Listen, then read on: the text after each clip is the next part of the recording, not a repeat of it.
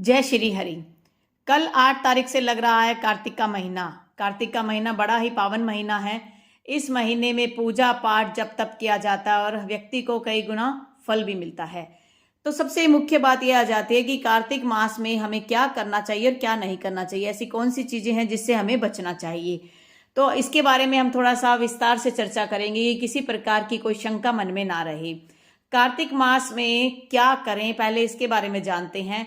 सबसे पहली बात, आपने सुना होगा कि कार्तिक का स्नान कर रहे हैं। पूरा महीना महिलाएं या पुरुष जो भी श्रद्धा भाव से सुबह जल्दी उठकर कार्तिक महीने में स्नान करते हैं।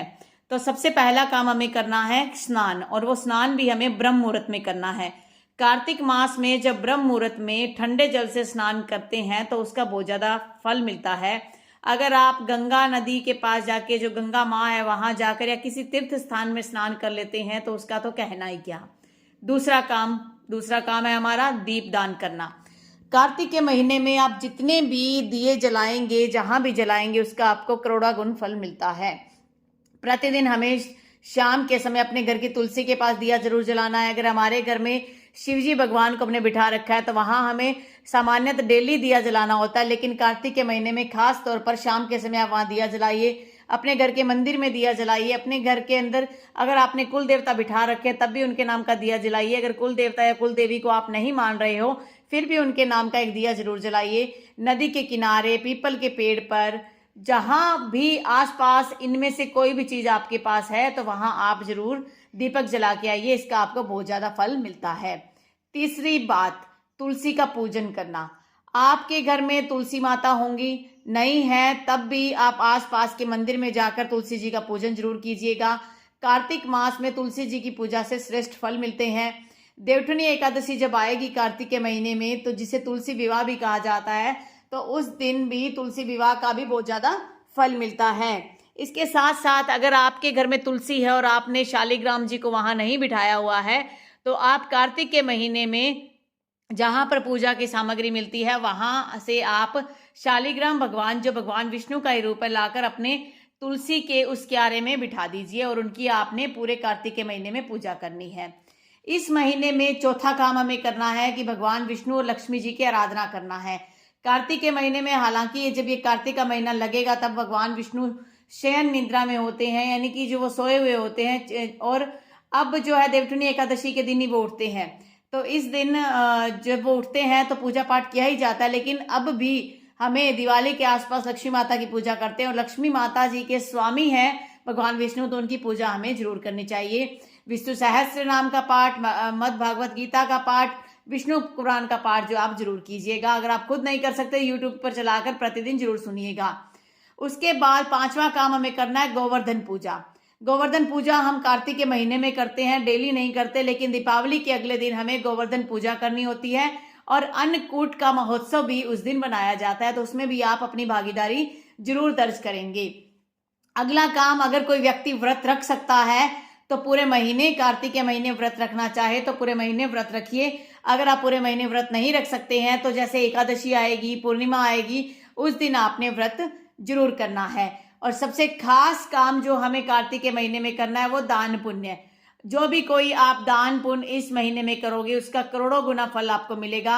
आप अन्न का दान कीजिए, आप किसी जरूरतमंद को वस्त्र दान कीजिए, आप दिए जलाइए, दीप दान कीजिए, आप तिल का दान कीजिए, गुड़ का दान कीजिए, घी का दान कीजिए, किसी जरूरतमंद को कंबल का दान कीजिए। तो इस प्रकार से आप किसी भी जरूरतमंद की कोई भी रिक्वायरमेंट पूरी कर पाते हैं तो वो दान आप जरूर कीजिएगा। इस महीने में हमें सात्विक भोजन करना होता है। हमें इसके अंदर कोशिश हो सके तो आप लहसुन प्याज का भी त्याग कर दीजिए। बिना लहसुन प्याज के आप खाना बनाइए और फल, दूध, ताजे अन्न का भोग लगाइए, शुद्ध जल का सेवन कीजिए और मांस, मदिरा, इन सब से दूर रहिए। तो हमें सात्विक भोजन करना है। लास्ट काम जो हमें करना है, हरि का नाम लेना है, भगवान विष्णु का नाम लेना है। वो भी कौन सा मंत्र जो बड़ा ही इजी है, हर कोई पढ़ सकता है। काम करते हुए घर की महिलाएं भी इस मंत्र का उच्चारण कर सकती है, जैसे हरे राम हरे कृष्णा, हरे राम हरे कृष्णा। इस मंत्र का बार बार जाप कीजिएगा। तो ये कुछ चीजें हैं जो हमें कार्तिक के महीने में करनी है। अब बात आती है कार्तिक के महीने में क्या नहीं करना। पहली चीज जो मैंने आपको बताई, सात्विक भोजन लेना है। मांस, मदिरा, लहसुन प्याज का सेवन ना कीजिए क्योंकि ये तामसिक आहार होते हैं। अगर आप इन आहार का सेवन करोगे तो आपका मन भी तामसिक हो जाएगा। आप दूसरा काम क्या नहीं करिएगा, झूठ मत बोलिएगा, चुगली मत कीजिएगा, क्रोध भी नहीं करना चाहिए इस महीने में, क्योंकि जब आप क्रोध करोगे तो आपकी वाणी में स्थिरता नहीं रहेगी और वाणी पवित्र नहीं हो पाएगी। इस महीने में कोशिश कीजिए, अगर जरूरत नहीं है बहुत ज़्यादा तो आप बाल मत कटवाइए, शेविंग मत कीजिए। अगर आप ये करते हो तो आपको कहीं ना कहीं कुछ समस्याओं का सामना करना पड़ सकता है। लेकिन बहुत ही ज़्यादा मजबूरी हो गई है, बाल कटवाने पड़ रहे हैं, तो आप कटवा सकते हो। उसके लिए आप परमात्मा से माफ़ी मांग लीजिए।